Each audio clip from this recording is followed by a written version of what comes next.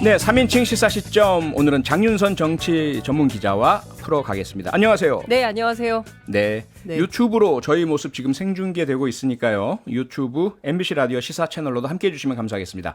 장윤선 기자님, 오늘 어떤 이슈 가져오셨습니까? 네, 경찰국 신설 논란인데요. 예. 과연 윤석열 정권에게 약인가 독인가 아하. 이 이슈를 잡아왔는데 네. 경찰국에서 지금 지금 한 5분 상간으로 속보가 계속 들어오고 있는데 지금요? 예, 경찰국에서 경찰대로 이렇게 논의가 튀고 있어서 관련된 말씀을 좀 드리려고 합니다. 경찰국에서 경찰대학으로요? 네, 신기하죠. 예. 예. 전혀 예상 못한 그런 전개 과정인데 설명을 좀 해주시죠. 지금 벌어지는 일이란 말이죠. 지금 이 시간에. 네, 지금 보면 속보가 이제 계속 들어오고 있는 상황인데요. 예. 이상민 장관이 불공정성을 제기를 했습니다. 그러니까 네. 무슨 얘기냐면 경찰대학 나오자마자 바로 7급으로 가는 게 공정한 거냐. 아하. 이 자체가 불공정한 거다. 네. 자신의 평가나 공개적인 경쟁에 의하지 아니하고 특정 네. 대학을 졸업했다는 사실만으로 하하. 7급이라는 공무원에 자동으로 보임될 수 있다는 게 요즘 말하는 불공정의 시작이다. 이렇게 얘기를 했습니다. 네. 그리고 이제 여러 가지 제도적 대안들이 지금 막 나오고 있는데요. 우선 예. 이제 경찰국 신설 오늘 국무회의 통과되지 않았습니까? 네, 그랬죠. 이어서 8월 중에 경찰 제도 발전위원회를 열어서 경찰대학 개혁을 논의하겠다라는 얘기가 좀 나오고 있습니다. 네. 그러면서 동시에 순경들 있잖아요. 경찰대 비경찰대 출신 네. 순경의 고위직을 확대하는 네, 비율을 이런 늘리고. 그렇습니다. 이런 대안도 나오고 있고요. 예. 그리고 이제 경무관 승진하기 전에 그러니까 순경 출신 일반직에 대해서 지금 한 3.6% 정도 되는데 네. 앞으로 20%까지 확대하겠다. 그래서 복수 직급제를 도입을 할 것이고 승진 심사 기준을 10월까지 개정하도록 하겠다. 네. 그러니까 속도가 상당히 빠르게 진전이 되고 있습니다. 아무래도 이제 주말에 있을 회의를 염두에 두고 이런 조치들을 빠르게 선제적으로 정부가 내놓는 것이 아닌가. 오늘 또 마침 네. 이상민 행안부 장관에 대한 대통령 업무 보고가 있었는데요. 예. 이 자리에서 방금 속보들이 쏟아져서 제가 그 관련 내용을 먼저 전해드렸습니다. 예. 어떻게 보면 상관이 없어 보이는 두 가지, 경찰대학 개혁과 경찰국 신설, 이게 연결된다는 말씀은 뭔가 의도와 목적이 있어 보인다고 느껴집니다. 어떤 의도로 경찰대 문제로 이슈가 전환이 된다고 보세요? 글쎄요, 지금 그러니까 처음에는 이 논의의 시작이 예. 행안부 안에 경찰국을 왜 신설하느냐. 그렇죠. 관련해서 이제 논쟁이 이제 붙어 있었고 그리고 오늘 아침 대통령이 두 번째 경로한 사건이 있습니다. 네. 그러니까 처음에는 치안감 인사가 번복됐던 그랬었죠. 이슈에 대해서 이것은 국기문란이다. 그런데 관련해서 책임진 사람이 없어요. 근데 그냥 유야무야 넘어갔죠. 그러게요. 예. 그런데 이번에 이제 오늘 아침에 또 이제 관련된 얘기를 했는데 네. 정부가 헌법과 법률에 따라서 추진하는 정책 그리고 조직 개편안에 경찰들이 집단 반발하는 것은 중대한 국가 기강 문란이다. 이렇게 규정을 했습니다. 네. 사실 대통령이 이런 지적을 한 것은 30일로 예정된 경감 경위급 현장 팀장 회의를 이대로는 안 되겠다. 14만 경찰 전체 회의로 확대하겠다라는 경찰의 입장이 나오면서 네. 오히려 쐐기를 박은 이런 상황이 되는 것인데요. 네. 지금 보면 경찰과 정부의 갈등이 계속 깊어지는 상황에서 또 다른 새로운 이슈들이 나와서 이제 그런 것들을 좀 점검을 해볼 필요가 있는데 네. 이 사태 초기부터 얘기했던 게 행안부 장관이 특정 세력이 있다 이런 얘기를 했어요. 그래서 도대체 했었죠. 그 특정 세력이 누구냐 네. 이런 논란이 있었고 관련해서 취재를 했었는데 오늘 그게 확인이 좀 된 것 같습니다. 특정 세력은 경찰대 출신 이렇게 정리 조정이 되는 게 아닌가라는 생각이 좀 드는데요. 예. 실제로 취재를 해보니까 전국 서장회의에 참석한 총경 56명 가운데 최소 40명이 경찰대 출신이더라. 네. 그러니까 지난번에 회의를 주도했던 세력이 경찰대 출신이다. 네. 이렇게 이제 명토 박아서 생각을 하는 것 같고요. 그리고 경찰대 특정 출신 집단이 하나회에 준하는 거 아니냐. 12.12 사태 어제 그런 얘기 나오지 않았습니까? 네.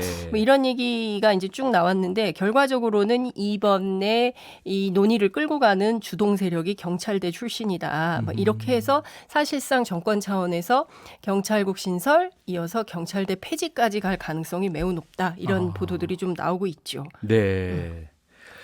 네. 어떤가요? 이렇게 이제 그 두 가지죠. 하나는 국기문란으로 규정하면서 대통령이 경로하는 반응을 보이는 것. 네. 두 번째로는 경찰대학 문제로 확대 내지는 이슈 전환이 되는 것. 이것이 이 사태의 해결에 도움이 될까요?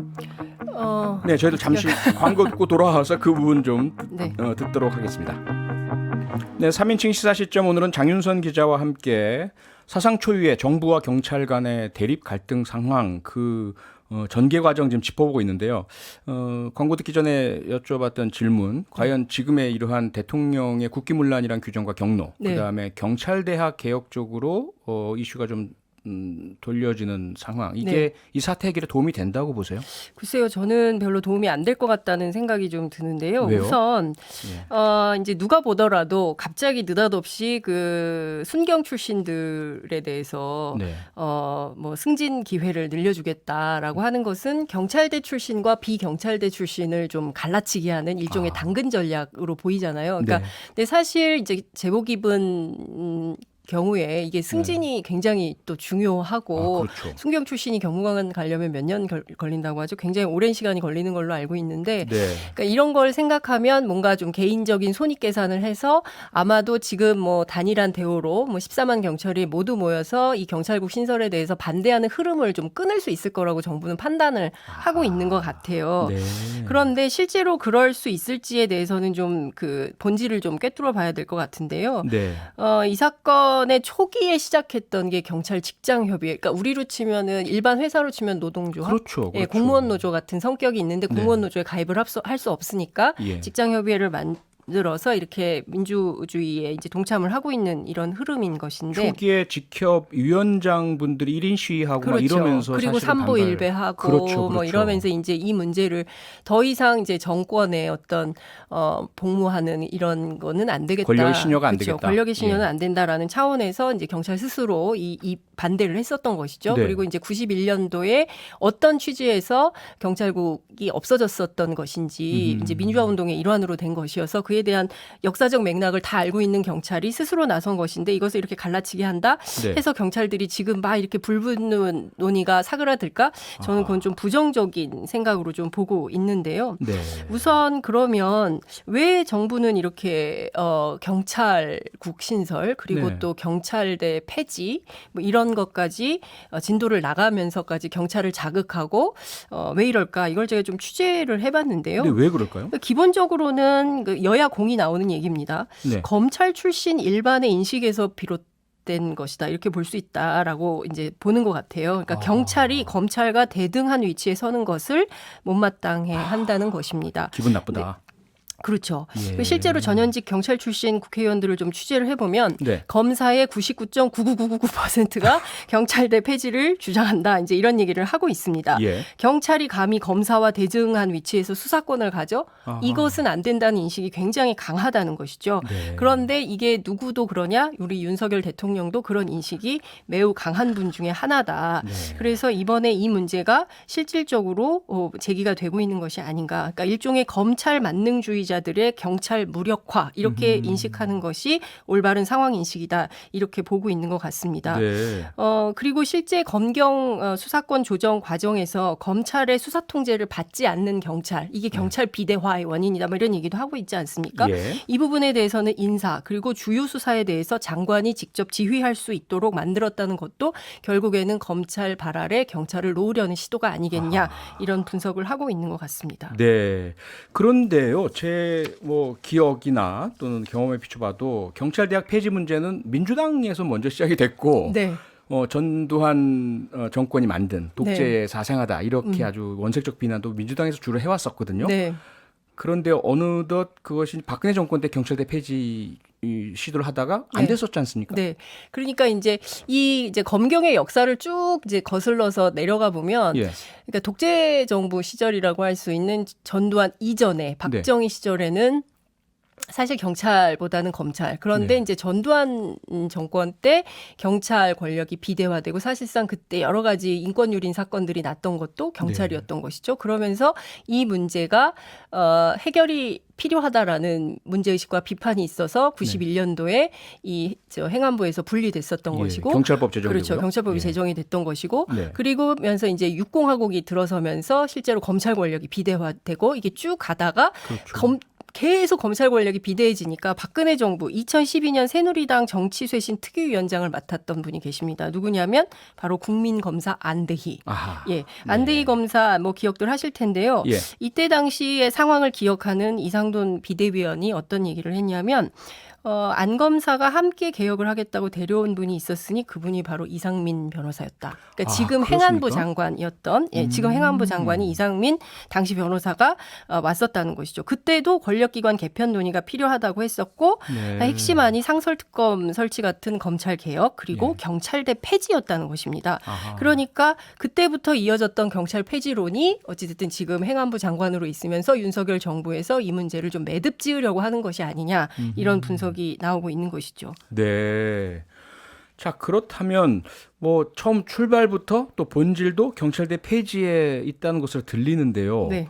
이 문제 어떻게 풀어나가야 되고 이게 해법이 있을까요? 근데 우선 그 경찰국 신설과 관련해서 왜 경찰국 신설이 필요한지 네. 경찰 내부의 설득 과정이 너무 부족하다. 네. 이혼을 하려고 해도 열 나흘이라는 수기 기간이 수기 필요한데 아니 예. 하물며 이렇게 엄청난 그 역사를 뒤로 미루는 이런 결정을 하면서 경찰들하고 충분히 논의하지 않는 게 맞는 것이냐 이것이 그러니까요. 민주주의 국가에서 있을 수 있는 것이냐 이런 것이 경찰뿐만이 아니라 전 국민적인 의문으로 되어 있는 거 아니겠습니까? 네. 근데 그와 관련해서 특별한 내용 없이 그냥 정부가 결정하면 따라오는 거야. 아니면 징계하겠다. 그리고 징계뿐만 아니라 형사처벌도 하겠다. 이렇게 가니까 이게 예. 너무 심하다. 이런 게 이제 국민적 반발까지 생기는 것인데요. 급기야 경찰대 폐지까지 오면 사실상 이것은 상당히 문제가 많이 있기 때문에 야당인 민주당은 적극적으로 대처하겠다는 입장인 것 같습니다. 네. 그리고 경찰위원회를 실질화하는 법을 국회에서 통과시키는 방안도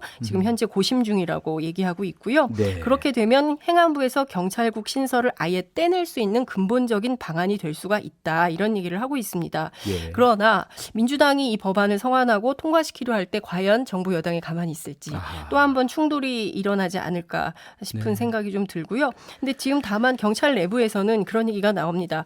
경찰이 정부가 찍어 누르면 우리는 순응한다 식으로 얕잡아 보는 것 같은데 그렇진 않을 것이다. 이렇게 응수를 하고 있고요. 네. 실제 수사권 조정 이후에 중수청, 경찰, 공수처 이렇게 수사기관을 3분할하고 그리고 기소권을 가진 검찰 이렇게 되면 수사권 조정이 되는 수사권의 다원화의 핵심이 될 수 있을 것이라고 전망을 하고 있습니다. 알겠습니다. 3인칭 시사 시점 오늘은 장윤선 정치전문 기자와 함께했습니다. 수고하셨습니다. 네, 감사합니다. 평일 저녁 6시 5분에 여러분을 찾아갑니다. MBC 라디오 표창원의 뉴스 하이킥.